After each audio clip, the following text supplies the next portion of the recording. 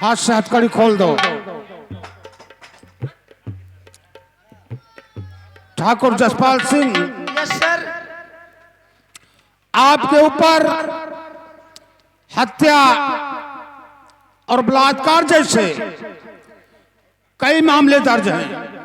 अगर आपको अपनी सफाई में कोई गवाह या सबूत पेश करना है तो कर सकते हो।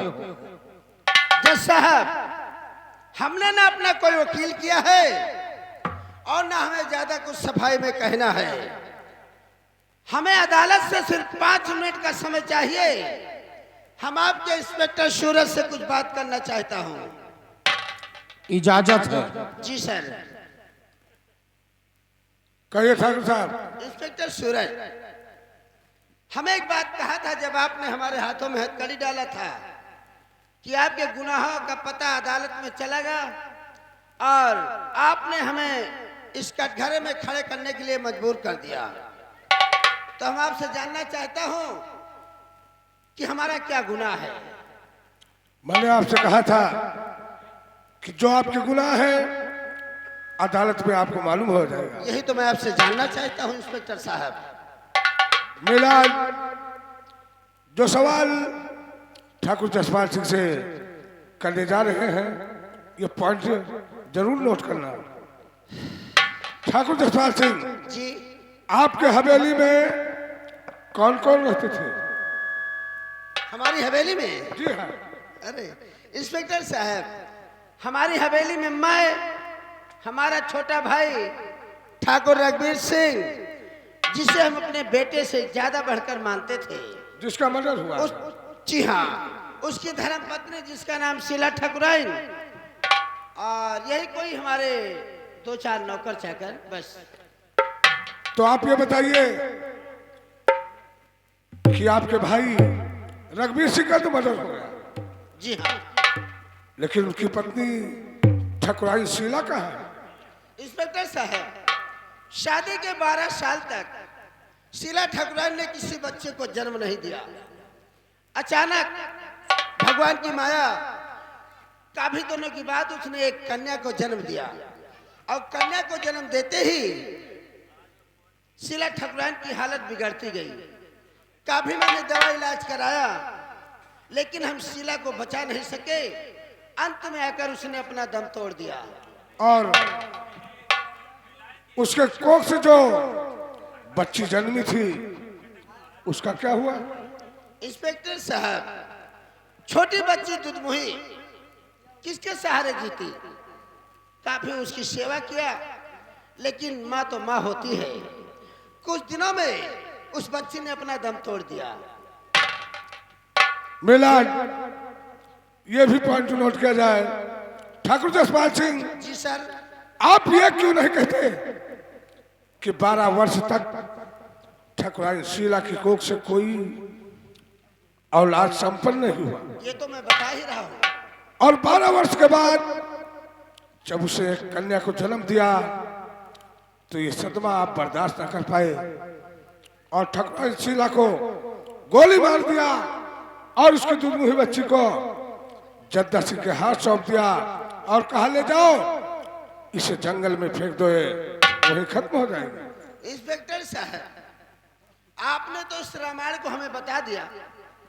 हमारे खिलाफ जब तक कोई सबूत अदालत में नहीं मिलेगा, भाई हम तो बेगुनाह हैं। हमने कोई ये खून खराबा नहीं किया। आप अपना बताते रहो कि ये है वो है। तो अच्छा ये बताइए जी, कि आप चंपाबाई की कोठे पर कभी कभी मुजरा सुनने जाते थे? इंस्पेक्टर साहब, और चंपाबाई कभी कभी चंपाबाई आपके हवेली पर भी आती थी। आती थी। इस समय चंपाबाई है कहाँ? इंस्पेक्टर साहब, जब से हमारे भाई का मर्डर हुआ हमारे कुछ दिमाग काम नहीं करता। हम चंपाबाई के कोठे पर जाते थे अक्सर। हमारा वही एक जीने का सहारा था और हम मुजरा भी सुनते थे। अगर किसी दिन चंपाबाई नहीं आई तो हम अपने आदमी द्वारा चंपाबाई को अपनी हवेली पर बुलाता था और उसकी मनचाहे सारी तमन्ना मैं पूरा करता था। अब इस समय चंपाबाई है कहाँ, क्या कर रही, मैंने काफी दिन से कोठे पर आना जाना छोड़ दिया। मिलाद ये भी पॉइंट नोट किया जाए। ठाकुर जसपाल सिंह जी आप ये क्यों नहीं कहते कि चंपाबाई की कोठे पर मुजरा सुन रहे थे और तब तक उसकी धर्म की बेटी जिसे तुमने जद्दा सिंह के हाथ जंगल में फेंकवाया था, तुम्हारा सारा कारनामा चंपाबाई मुजरा करते समय देखा था और सुना था। उस बच्ची को चंपाबाई उठा लाई, पालन पोषण किया। जब तुम मुजरा सुन रहे थे उसी वक्त वो वहां पर आ पहुंची और उससे आप मुजरा सुनना चाहते थे, लेकिन चंपाबाई रणनीति तो थी, लेकिन उसने उस लड़की को ठाकुर खानदान, एक शरीफ खानदान की लड़की के नाते उसने अपने धंधे से दूर रखा और उसे पढ़ाया लिखाया। आज एक वकील के हैसियत पर वो खड़ी है और तुमने उसी से मुजरा सुनने के लिए चंपाबाई को गोली मार दिया।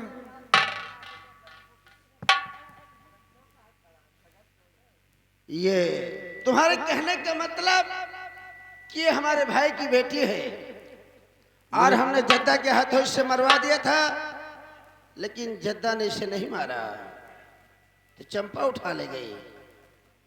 देखिए इंस्पेक्टर साहब, ये सब राम जी की रामायण हमारे समझ में नहीं। अरे छोड़िए सारी बात, ये बताइए हेलो कि आपके भाई के कातिल का कोई पता लगा? देखिए इंस्पेक्टर साहब, कत्ल आदमी करता है, आदमी मारा जाता है। कातिल को ढूंढना पुलिस का काम है, हमारा काम नहीं है। हमने रिपोर्ट दर्ज करवा दिया, काफी मेहनत किया, लेकिन मर्डर हुए आज कई साल हो गए, आज तक कातिल की बात छोड़ो, एक छोटा सा कोई चोर भी नहीं पकड़ा गया। ये आपका काम है, हमारा नहीं। पुलिस का तो काम है ही, और पुलिस ऐसी होती है कि जमीन से मुर्दे को खुदवा के और उसका बयान ले लेती है। चलिए जो भी है। तुमने अपने भाई रघुवीर सिंह का खून किया जद्दा सिंह के साथ। मैंने नहीं किया। मेरे पास एक बहुत ठोस सबूत है। हमारे खिलाफ? मिलाद, मैं वो कागज चाहता हूं जो भी अभी वकील साहबा ने आपको प्रूफ के नाम पर, गवाह के नाम पर पेश किया था।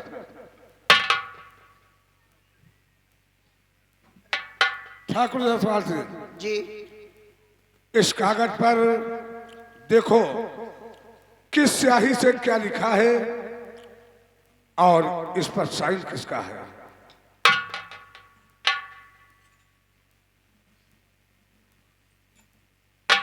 इंस्पेक्टर साहब, कहो। ये तो खून से लिखा है। वैसे हकीकत है कि खून का असर मरता नहीं है, वो अपनी तरफ खींचता है। आपका ही भाई है और आपके भाई का ये खून है जो कागज पर है, इसलिए आप इसे बहुत जल्दी पहचान गए। इंस्पेक्टर साहब, अगर ये खून से लिखा है तो खून कहा जाएगा, स्याही से लिखा है तो स्याही, लेकिन खून सूख गया है। लेकिन अब लिखा ये क्या नहीं है? पता खूनी तहरीर क्या, ये सब लिखा क्या है इसमें? पढ़ना पड़ेगा। बेशक। चलिए, मेरा खून करने वाला और कोई नहीं, हमारा बड़ा भाई जमींदार जसपाल सिंह व उसका दोस्त जद्दा सिंह, हमारी पत्नी सपना व हमारा बेटा अमन सिंह निर्दोष है। शाइन ठाकुर रघुवीर सिंह, गांव माधोपुर। इंस्पेक्टर साहब, अब मैंने तो पढ़ ये लिया। तहरीर उस समय की है जब जद्दा और आप ठाकुर रघुवीर सिंह पर ताबड़तोड़ गोलियां चलाते रहे और वो जख्मी होकर गिर गया। फिर उसने सोचा कि मेरे बचने की कोई आशा नहीं है। अब तो मैं इस दुनिया से जा ही रहा हूँ, लेकिन जाते जाते अपने बीवी और बच्चों को ये प्रूफ देकर जाऊं कि एक दिन वक्त आने पर कातिल को फांसी के तख्ते पर पहुंचा सके। उसने अपने खून से ये तहरीर लिखा है। इंस्पेक्टर साहब, कहो। वह जज साहब, इस समय हम अदालत के कटघरे में खड़ा हूं, जहां पर सही इंसाफ होता है, लेकिन ना तो हमारे कोई आगे है ना हमारे पीछे है। यह सत्य है कि हमने अपने भाई का खून किया और रहे उसकी धर्मपत्नी ठकुराइन शीला की बात, तो मैंने उसे गोली मारने की बात अपने आदमियों द्वारा उसकी लाश अपने हवेली में दफन करवा दिया। और यह भी सत्य है कि उसकी बेटी को मैंने जंगल में फेंकवा दिया। अब जद्दा ने उसे मारा है जिंदा छोड़ा, ये तो वही बता सकता है। रही चंपा भाई की बात, चंपा भाई को हम अपने दिलो जान से मानते थे, क्योंकि मैंने अपनी शादी नहीं किया था। सारी धन दौलत मैंने उस पर निछावर कर दिया, सारी जिंदगी मैंने उससे प्यार किया। अचानक एक दिन हम मुजरा सुन रहे थे, तो वहां यही लड़की पहुंची। इसने अपना नाम शर्ता बताया और उसकी खूबसूरती देखकर मैं पागल हो गया। और मैंने चंपा बाई से कहा, आज से मुजरा तुम नहीं, तुम्हारी बेटी शर्ता करेगी। उसने कहा, हम इसे वकालत पढ़ाती हूँ और धंधे से दूर रखूंगी।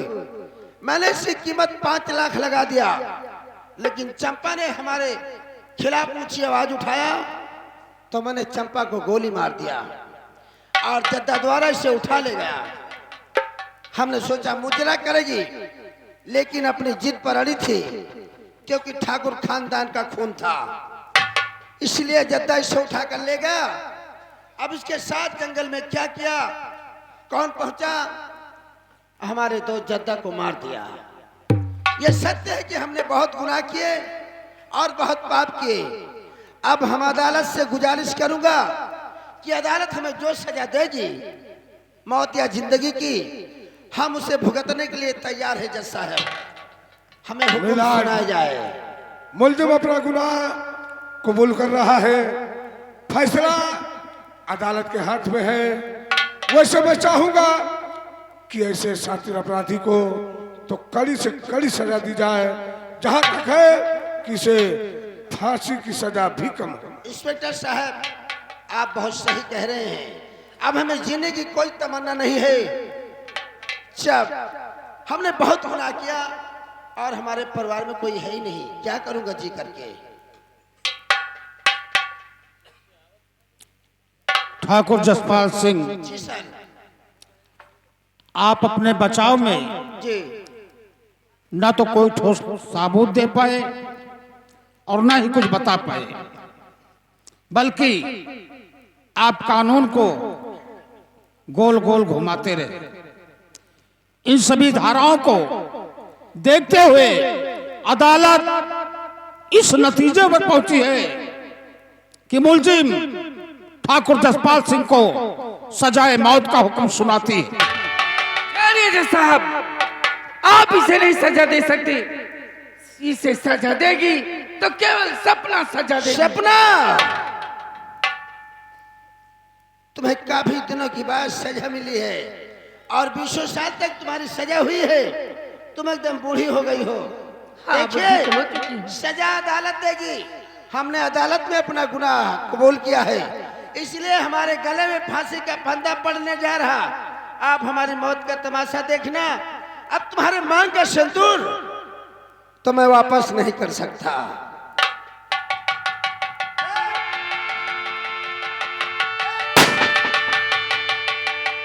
इंस्पेक्टर, सपना के हाथ में हाथ कर डालो। मीना, मैं आपसे सपना, तुमने भरी अदालत में एक मुलजिम का खून किया है, इसलिए अदालत तुम्हें सजाए मौत का हुक्म सुनाती है। ठहरिए जज साहब, आप सपना नहीं सजा काट सकती। ये बेगुनाह 20 साल की सजा काट चुकी है।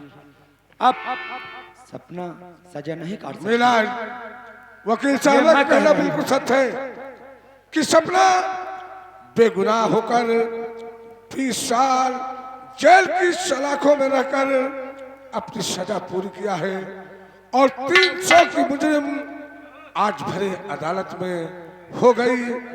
वैसे मैं अदालत से गुजारिश करूंगा कि हो सके तो सपना की बेगुनाही की सजा इस गुनाह पर लगाकर सपना को बाइज्जत बरी किया जाए। जी जज साहब। इंस्पेक्टर साहब और वकील साहब, जी जज साहब। आप लोगों ने ये गलत फैसला सुनाने से रोक दिया, इसके लिए हम तुम दोनों के लिए शुक्रिया अदा करना चाहता हूं। और रही बात, सपना पहले ही उम्र कैद की सजा काट चुकी हैं निर्दोष होते हुए। अब दोबारा कोई सजा का प्रावधान नहीं जी है, जज इसलिए अदालत सपना को बाइज्जत रिहा करती है। और अमान उर्फ जागीरा, सर तुमने भी हथियार उठाया, तुम्हें हथियार उठाने में मजबूर किया गया, इसलिए तुम्हें भी अदालत बाइज्जत रिहा करती है और यह केस हमेशा हमेशा के लिए यही बंद करती है।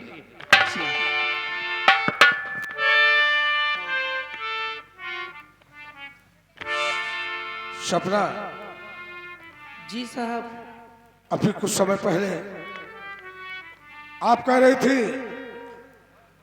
कि जज साहब मुझे इसी काल कोठरी में रहने दो क्योंकि इस दुनिया में हमारा कोई नहीं है।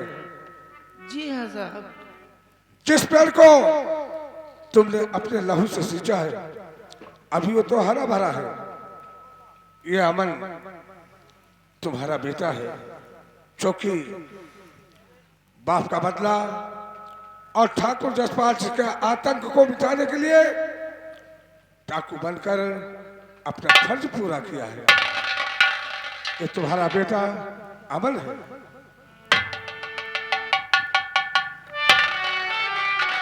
बेटा अमन, हाँ माँ। ये कौन है? माँ, ये पहली माँ की बेटी है। ये मेरी बहन है माँ, जो आपके सामने मौजूद है। इसका नाम सरता है। बेटी सरता, मैं तुम्हारी माँ को तो नहीं वापस ला सकती, लेकिन इतना वादा करती हूँ तेरी जिंदगी में कोई भी कमी नहीं आने दूंगी मैं। आजा, मेरे सीने से लग जा। और माँ, यह सुखी राम नायक की बेटी है, जिसका नाम सीमा है। यह मुझसे दिलो जान से मोहब्बत करती है। माँ, तुम्हारा क्या ख्याल है? अरे पगले, प्यार तो भगवान इंसानों से करते हैं, तब किस बात की डर? आओ, मैं तुम दोनों की शादी कर देती हूँ। जैसे तुम्हारी इच्छा माँ। एक बार बोलो साईं बाबा की जय। जय रघुनंदन मारुति